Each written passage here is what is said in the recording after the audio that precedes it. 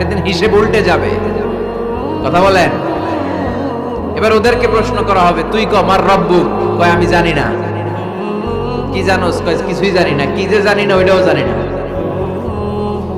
দ্বিতীয় প্রশ্ন, ওয়ামা দীনুক, তোর ধর্মের নাম কি? কয় জানি না।